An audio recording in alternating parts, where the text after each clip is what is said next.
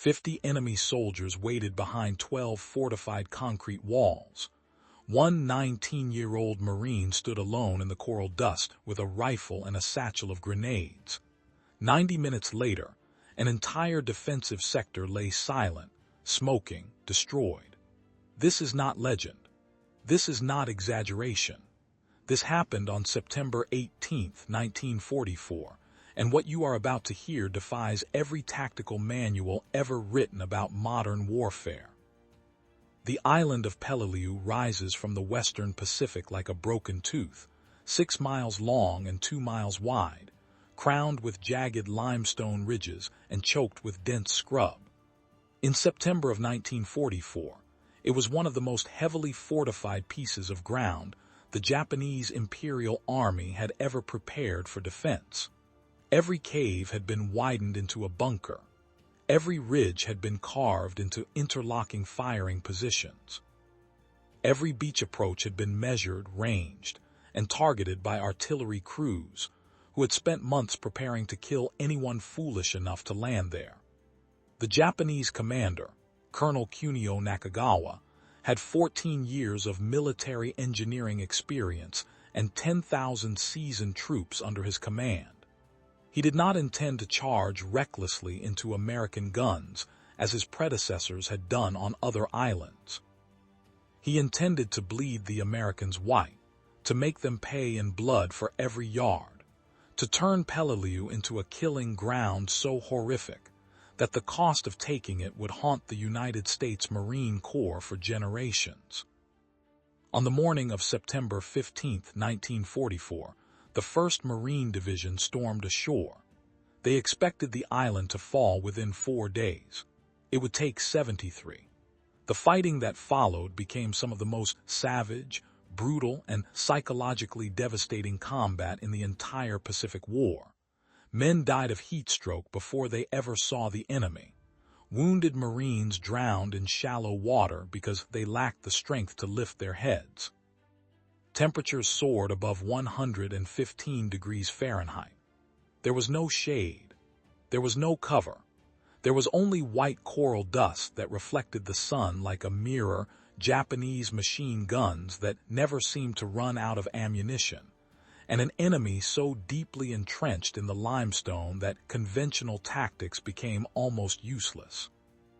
By September 18th, 3 days into the battle, the Marines had learned the terrible geometry of Peleliu. The Japanese had constructed hundreds of reinforced concrete pillboxes, each one positioned to cover at least 2 others with overlapping fields of fire. You could not approach one without being shot from another. You could not destroy one without exposing yourself to 3 more. Artillery barely scratched them. Flamethrowers required you to get within 20 yards, which meant crossing ground already zeroed by enemy gunners who had practiced their angles for months. Naval gunfire had done nothing but rearrange the coral. The pillboxes remained, squat and gray and lethal, bleeding American lives with industrial efficiency. Arthur Joseph Jackson was 19 years old. He had been born in Cleveland, Ohio in 1924, the son of working-class parents who had survived the Depression by sheer grit and careful budgeting. He had joined the Marine Corps in 1943, trained at Camp Pendleton, and shipped out to the Pacific with the 3rd Battalion, 7th Marines, 1st Marine Division. He was not particularly large. He was not particularly loud. His service photographs show a lean young man with dark hair, serious eyes, and the kind of face that belonged to 1,000 other American boys who had left high school and factory jobs to fight a war they barely understood. He had qualified as a rifleman. He carried a Browning automatic rifle, a 20-pound weapon capable of firing 600 rounds per minute, fed by 20-round magazines that had to be changed constantly under fire. It was not a weapon for the faint of heart. It was heavy, hot, temperamental, and absolutely brutal in close combat. On the morning of September 18th, Jackson's unit was pinned down on the western edge of a coral ridge later designated on marine maps as Hill 200. The ridge was not particularly tall, barely 80 feet above sea level, but it was strategically vital. From its crest, Japanese observers could direct artillery fire onto the entire American beachhead. Mortars rained down whenever Marines tried to advance. Machine gun nests covered every approach. And directly in front of Jackson's squad, arrayed in a curving defensive line approximately 300 yards long, sat 12 reinforced pillboxes, each one containing between 4 and 6 Japanese soldiers, armed with Nambu-type 92 heavy machine guns, grenades, and orders to fight until death. The Marines had tried to advance twice already that morning. Both attempts had been shredded. Men lay scattered in the coral, some dead, some screaming, some silent and staring at the sky while their blood soaked into the white dust. Corpsmen crawled forward under fire to drag the wounded back. Officers shouted orders that were swallowed by the noise. The sound of battle on Peleliu was unlike anything heard before in the Pacific. It was constant, layered, overwhelming. Machine guns chattered in overlapping bursts. Mortars coughed and shrieked and exploded with flat, crushing detonations that left men deaf and bleeding from the ears. Rifles cracked. Grenades boomed. Men screamed in English and Japanese. The air itself seemed to vibrate with violence. Jackson watched this from a shallow fighting hole barely 2 feet deep. Coral does not dig easily. You cannot entrench on Peleliu. You can only scrape and hope. Around him, his squadmates crouched low, faces gray with dust and exhaustion. They had been on the island for 3 days. They had not slept more than an hour at a time. They had eaten little. Water was rationed to 2 canteens per day, and in the heat of Peleliu, 2 canteens lasted perhaps 3 hours. Dehydration was as deadly as bullets. Men hallucinated, they collapsed. They stopped sweating, which meant their bodies were shutting down. Jackson's lips were cracked. His tongue felt like leather. His uniform was stiff with dried sweat and coral dust. He had seen friends die. He had seen men he trained with torn apart by explosions. He had seen things no 19-year-old should ever see, and the day was not even half over. Somewhere to his left, a sergeant was yelling into a radio, trying to call in support. The response was negative. There was no air support available. Naval gunfire was being directed elsewhere. Artillery was low on ammunition. The tanks could not navigate the coral ridges. The flamethrower teams had been hit. There was no help coming. If the pillboxes were going to be taken, the Marines were going to have to take them with rifles, grenades, and guts.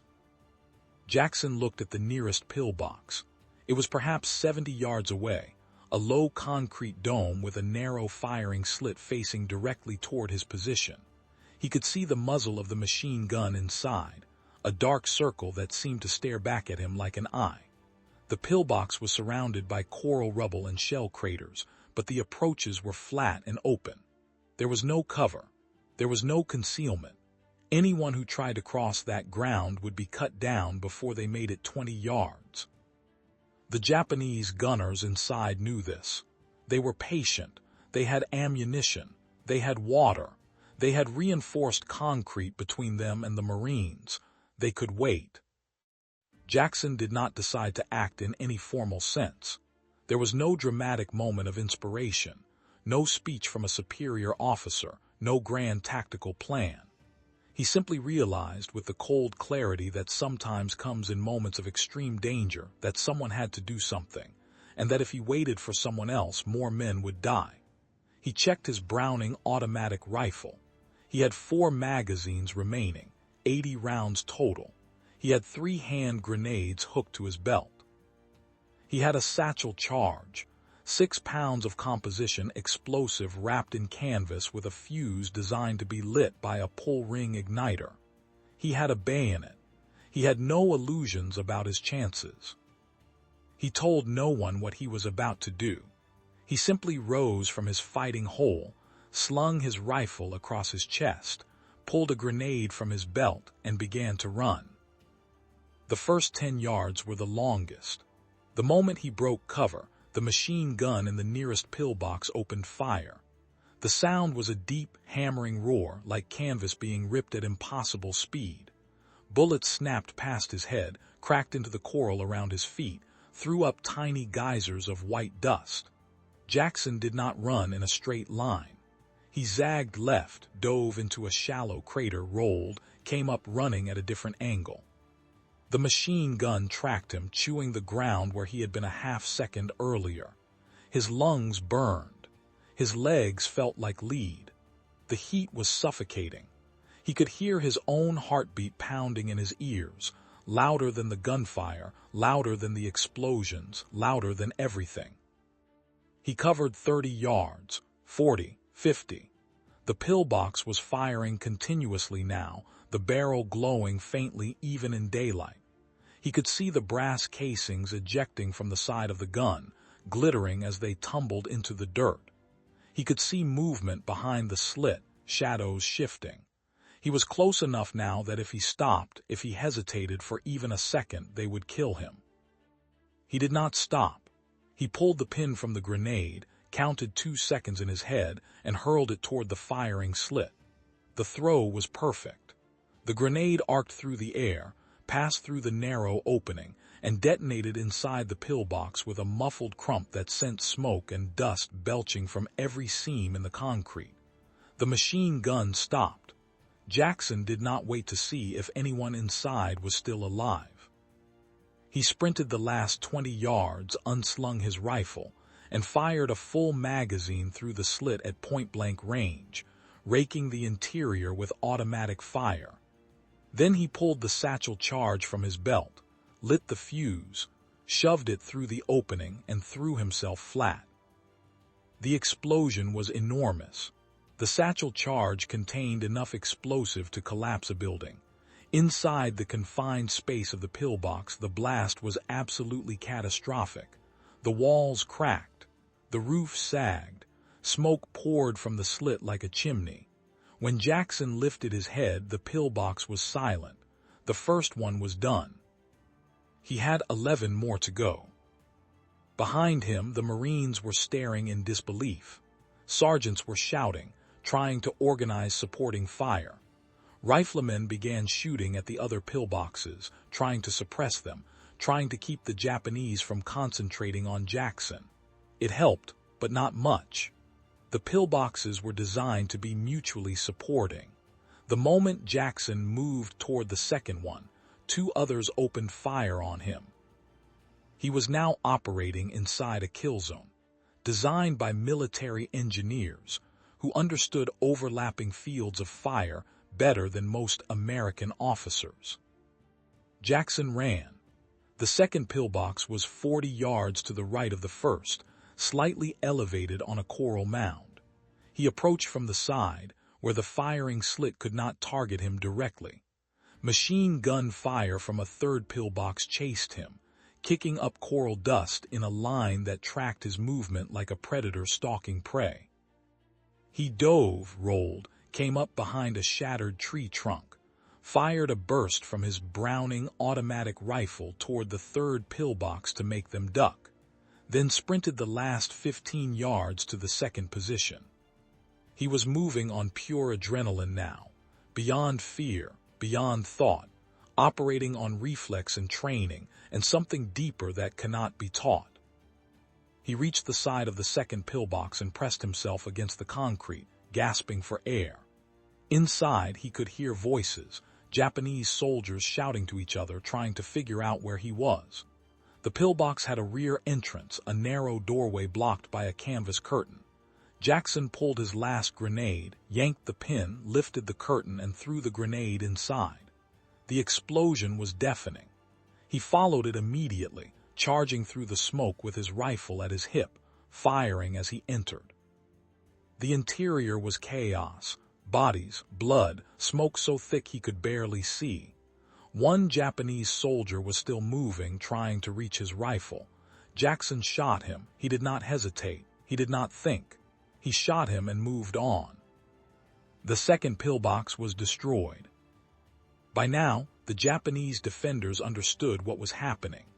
Observers in the remaining pillboxes were screaming into field telephones, calling for reinforcements, calling for mortar fire, calling for anything that could stop the lone Marine who was tearing their defensive line apart.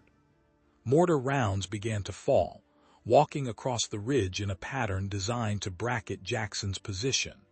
He heard the whistles, the distant coughs of the tubes firing, and ran. A mortar exploded 10 yards behind him, throwing coral fragments that peppered his back and legs. He felt the impacts but not the pain. The pain would come later. Right now, there was only movement. The third pillbox was the most exposed. It sat on open ground with no cover within 50 yards. Jackson approached it from the front, firing his Browning automatic rifle in short, controlled bursts to keep the defenders' heads down. The barrel of his rifle was glowing red now, so hot that the heat shimmer made it difficult to aim. His hands were burned from gripping the forestock. He did not care. He emptied his second-to-last magazine, dropped it, slammed in his last one, and charged. A Japanese soldier appeared in the doorway of the pillbox, rifle raised. Jackson shot him before he could fire. The man fell backward into the entrance.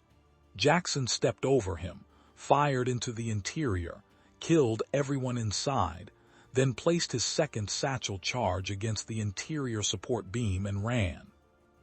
The explosion collapsed the entire structure. The third pillbox ceased to exist. Jackson had no more satchel charges. He had no more grenades. He had 1 magazine left for his rifle, 20 rounds, and 11 more pillboxes to destroy. By any rational calculation, he should have retreated. He should have called for support. He should have done anything except what he did next, which was to move toward the fourth pillbox with nothing but his rifle, his bayonet, and an absolute refusal to stop. The fourth pillbox was built into the side of a coral outcropping, partially buried with only the firing slit visible. Jackson could not approach it directly. Machine gun fire from the 5th and 6th pillboxes covered the entire area. He circled wide, crawling through coral rubble that shredded his uniform and tore his skin. He was bleeding now from dozens of small cuts. His water was gone. His vision was starting to blur from dehydration and heat exhaustion. He kept moving. He reached a position above the 4th pillbox, a narrow ledge about 10 feet higher than the roof. From there he could see the ventilation shaft, a narrow pipe sticking up from the concrete. He had no explosives left, but he had an idea. He unhooked his bayonet, wrapped his cartridge belt around it to give it weight, and dropped it down the ventilation shaft. It clattered down into the interior. The Japanese soldiers inside, already on edge, panicked. They thought it was a grenade. They abandoned the pillbox, rushing out through the rear entrance directly into the sights of Marine riflemen who had moved up to support Jackson. The Marines cut them down. The 4th pillbox was neutralized. By now, Jackson's actions had created chaos in the Japanese defensive line. Officers were screaming contradictory orders. Some pillboxes were trying to relocate their guns to target Jackson. Others were calling for retreat. The carefully planned interlocking fields of fire were falling apart because one man was moving too fast, too unpredictably, too recklessly for their doctrine to counter. The Japanese had prepared for frontal assaults, for tank attacks, for methodical Marine advances supported by artillery. They had not prepared for a single rifleman who simply refused to stop. Jackson moved to the 5th pillbox. He had fired his last magazine. His Browning automatic rifle was empty. He drew his sidearm, a Colt 1911 pistol with 7 rounds in the magazine. He approached the pillbox from the blind side, where the machine gun could not traverse far enough to target him. A Japanese soldier emerged from the rear entrance, saw Jackson, and raised his rifle. Jackson shot him twice in the chest. He entered the pillbox, shot 2 more soldiers inside, then picked up a Japanese grenade from a fallen defender and used it to destroy the interior. The 5th pillbox was gone. He had no ammunition left except what he could scavenge from enemy weapons. He picked up a Japanese Arisaka rifle from a dead soldier, checked that it was loaded, and kept moving. The 6th Pillbox was firing at Marines trying to advance on the left flank. Jackson approached from behind, shot the guard at the rear entrance, entered and killed everyone inside with the Arisaka at close range. The rifle's bolt action was stiff and unfamiliar, but at ranges measured in feet, it did not matter. The 6th Pillbox fell silent. By now, Jackson had been fighting alone for over an hour. He had no support. He had no communication with his unit. He did not know if anyone even understood what he was doing. He was covered in blood, some his own, most not. His uniform was in tatters. His hands were burned and shaking. He was so dehydrated that his mouth would not produce saliva. His vision was tunneling, darkening at the edges. He could feel his body starting to fail. He did not stop. The 7th through 12th Pillboxes were destroyed in a blur of violence that would later be almost impossible for Jackson himself to recall clearly. He used captured grenades. He used abandoned satchel charges from fallen Marines. He used a flamethrower he found next to a dead flamethrower operator, burning out 2 pillboxes in succession before the fuel ran dry. He used his bayonet. He used rocks. He used his bare hands. When he ran out of ways to kill, he found new ones.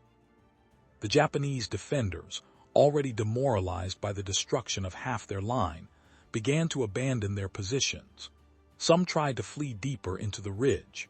Marine riflemen, now advancing in Jackson's wake, shot them as they ran. Others barricaded themselves inside and refused to surrender. Jackson burned them out or collapsed their positions with explosives.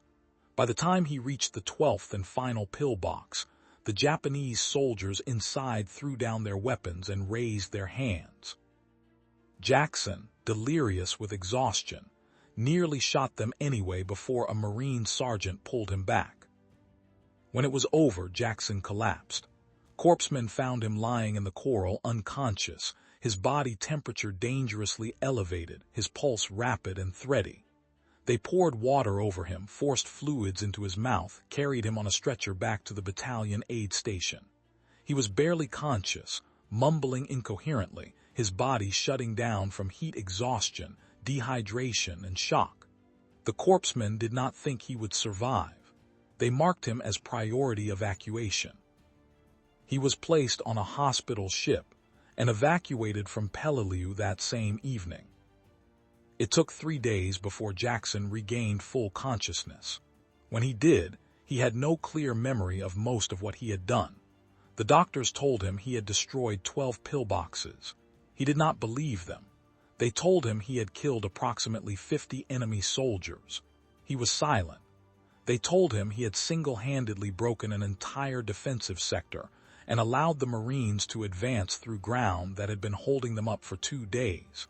He asked if his squad was okay. They told him most of them were alive because of what he had done. He closed his eyes and did not speak for a long time. The official citation would come later. The interviews, the reports from officers who had witnessed parts of the action, the statements from Marines who had watched Jackson move through the Killzone like something out of a nightmare. The recommendation for the Medal of Honor moved up through channels with unusual speed. There was no debate. There was no question. What Arthur Jackson had done on September 18, 1944, met every criterion for the nation's highest military decoration. He had faced an armed enemy at great personal risk. He had gone above and beyond the call of duty. He had displayed conspicuous gallantry in the face of almost certain death. He had saved American lives. He had changed the course of a battle. On October 5, 1945, more than a year after the action on Peleliu, President Harry Truman presented Private First Class Arthur Joseph Jackson with the Medal of Honor in a ceremony at the White House. Jackson stood at attention in his dress uniform, still lean, still serious, his face older than his 21 years. The president read the citation aloud. Jackson did not smile. He accepted the medal with a quiet nod, shook the president's hand, and returned to his place in formation. Photographers captured the moment. Newspapers ran the story. For a brief time, Arthur Jackson was famous. He hated it. He never spoke about what he had done. When reporters asked him how he had found the courage to assault 12 pillboxes alone, he told them he did not remember finding courage. He remembered being terrified. He remembered heat and thirst and the weight of his rifle. He remembered friends dying. He remembered doing what needed to be done because there was no one else to do it. When they asked him if he felt like a hero, he told them no. The heroes were the ones who did not come home. The heroes were the ones still on Peleliu, still in the ground, still 19 years old forever. Jackson returned to civilian life and disappeared. He worked ordinary jobs. He married. He raised children. He did not join veterans organizations. He did not attend reunions. He did not give speeches. When people found out who he was, when they recognized his name and asked about the Medal of Honor, he changed the subject. For decades, he lived a quiet life far from the spotlight, far from the war, far from the memory of that day in September when he became something more and less than human for 90 minutes of sustained violence. He died in 2017 at the age of 92, having outlived most of the men he served with, having outlived the war itself by 72 years. His obituary mentioned the Medal of Honor.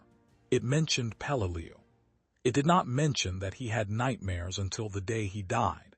It did not mention that he woke up some nights still tasting coral dust, still hearing the machine guns, still seeing the faces of boys he could not save. It did not mention that he never believed he deserved the medal, that he thought it belonged to someone else, someone braver, someone better. But history does not care what Arthur Jackson believed about himself. History records what he did. And what he did, on September 18, 1944, on a coral ridge in the middle of the Pacific Ocean, was something that defied reason, defied odds, defied everything we think we know about what one person can endure and achieve under fire. He destroyed 12 fortified positions. He killed approximately 50 enemy soldiers. He broke a defensive line that had held against everything the United States Marine Corps could throw at it. He did this alone, with inadequate weapons, no support, in temperatures that killed men without a shot being fired, against an enemy that had spent months preparing to kill anyone who tried exactly what he tried. There are no lessons here. There is no moral. There is only the fact of what happened, raw and undeniable. 1 man, 12 pillboxes, 90 minutes. The arithmetic of war reduced to its most fundamental equation: will against will, courage against fear, movement against fire. The Battle of Peleliu would continue for another 2 months after Jackson's action. Thousands more would die on both sides. The island would be taken at a cost so high that military historians still debate whether the battle was necessary.